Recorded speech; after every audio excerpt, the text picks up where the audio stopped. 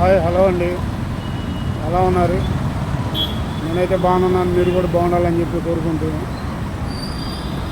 చిన్న వీడియో పెడుతున్నాను చూడండి. ఇప్పుడే బయటకు వచ్చాను, అపార్ట్మెంట్లో నుంచి బయటకు వచ్చాను. రోజు డైలీ సాయంత్రం పూట ఒక అరగంట, ఒక 20 నిమిషాలు అయితే ఇక్కడ కూర్చుంటాను. చిన్న వీడియో పెడుతున్నాను. బయటకు వెళ్ళాలంటే నాకేమో భాష రాదు.